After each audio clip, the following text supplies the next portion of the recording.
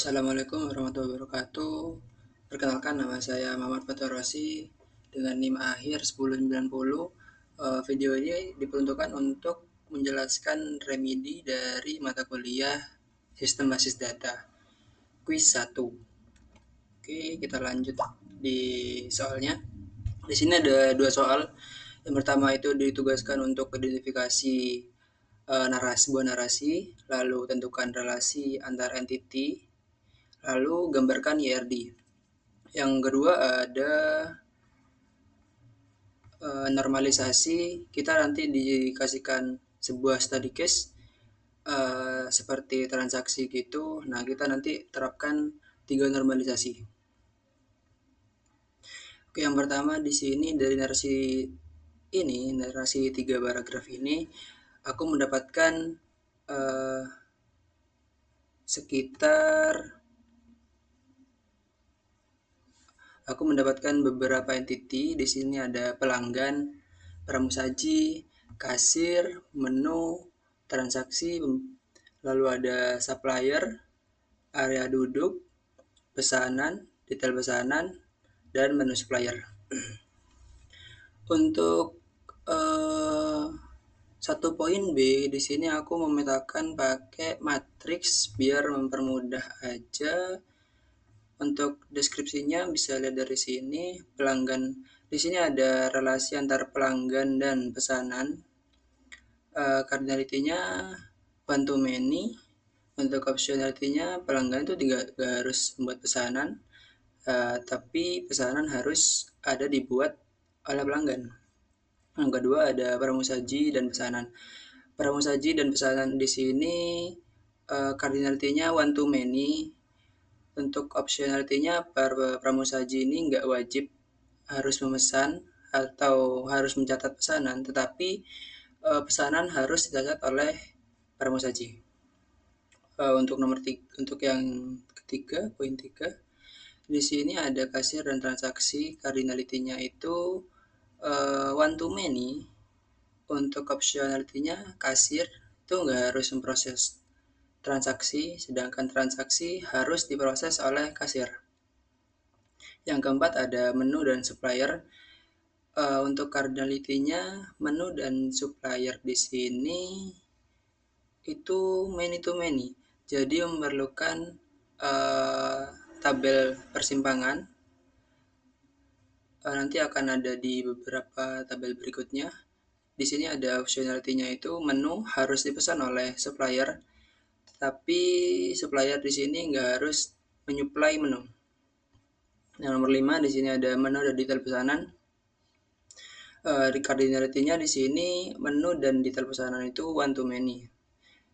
Untuk optionality-nya di sini menu nggak harus termuat di dalam detail pesanan, sedangkan detail pesanan harus berisi menu. Untuk yang keenam di sini ada transaksi pesanan antara transaksi dan pesanan.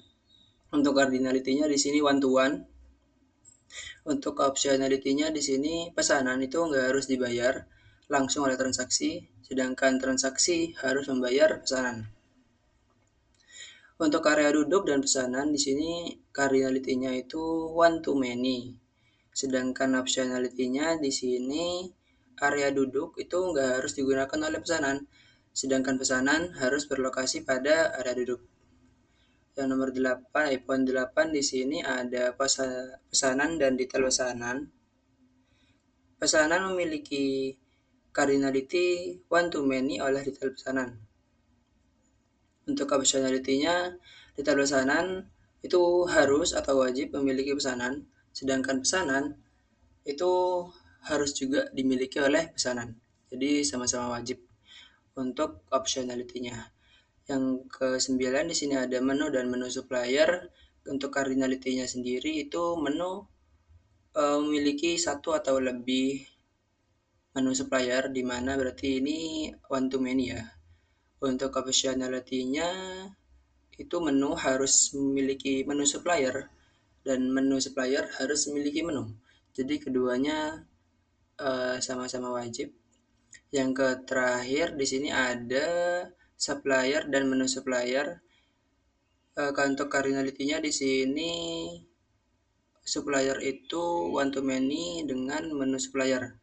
Untuk optionality-nya, supplier itu tinggal harus memiliki menu supplier, sedangkan menu supplier harus memiliki menu.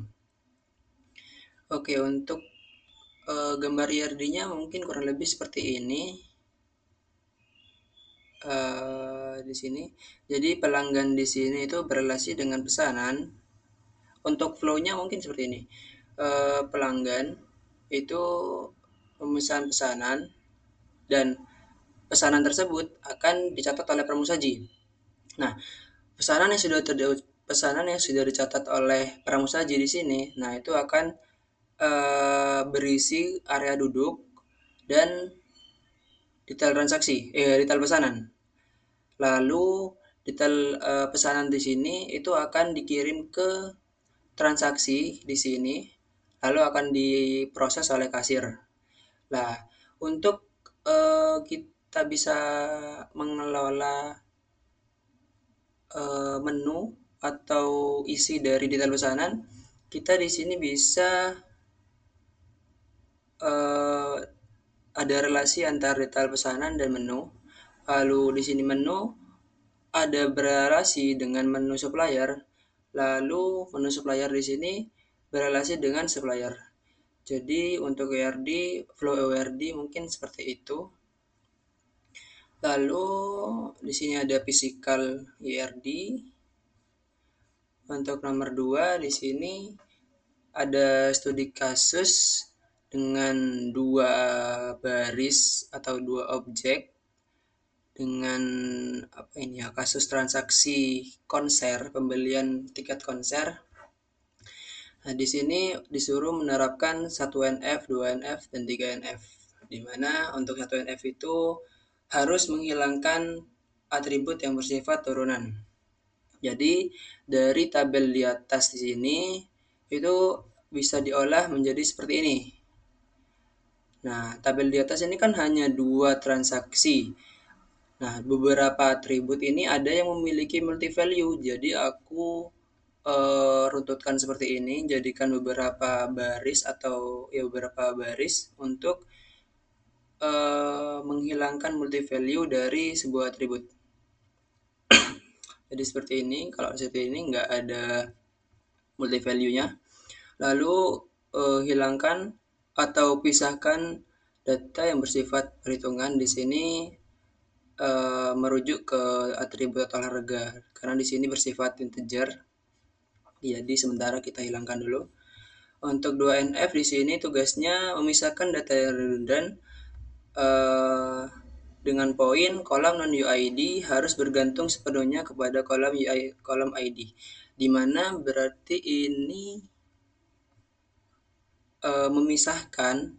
Jadi di sini kan ada jadi satu transaksi nih. Nah, di sini pasti ada beberapa tabel. Nah, itu nanti sedikit dipisah biar dari suatu transaksi itu enggak redundan. Kayak gini. Di sini aku mendapatkan tabel transaksi di mana di sini ada pelakunya, ada catatan transaksinya di sini, nomor transaksi, tanggal, dan ini status pembayaran, lalu ada pelakunya sendiri, pembeli, lalu aku mendapatkan hasil misalkan redundan dari konser. Nah, seperti ini. Di sini mungkin bisa dikatakan ini nama konser kali ya. Terus di sini ada jenis tiket. Nah, untuk lanjut ke 3NF di sini dari data yang sudah didapat dari 2NF itu akan diolah menjadi lebih kecil lagi, di mana tabel yang transaksi ini bisa dipecah menjadi 2. Nah, yaitu tabel transaksi dengan tabel pelanggan. Seperti ini. Tabel transaksi di sini menjadi seperti ini. Tabel pelanggan dan tabel transaksi. Lalu di sini masih tetap harga tiket transaksi. Jadi untuk finally tabelnya itu ada 6, 1, 2, 3, 4, 5, 6.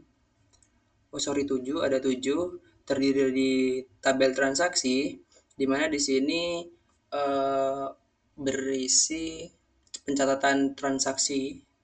Lalu di sini ada pelanggan yang membeli tiket tersebut. Di sini ada jenis tiket, dia menjual tiket apa saja jenis tiketnya. Di sini ada tiket A, tiket B, tiket C dengan harga yang berbeda-beda. Di sini ada tabel konser. Di sini ada nama konsernya nih.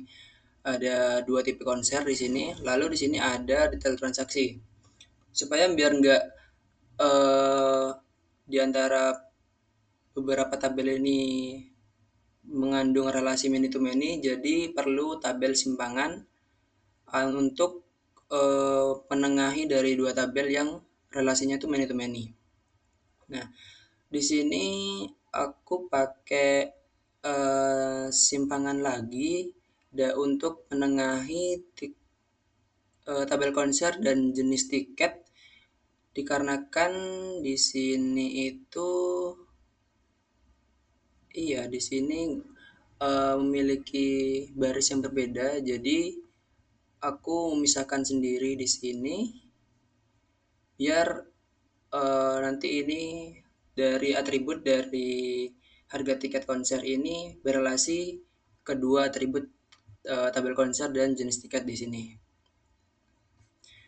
Halo, udah habis. Oke, mungkin cukup sekian dari saya. Terima kasih sudah menonton. Wassalamualaikum warahmatullahi wabarakatuh. Bye bye.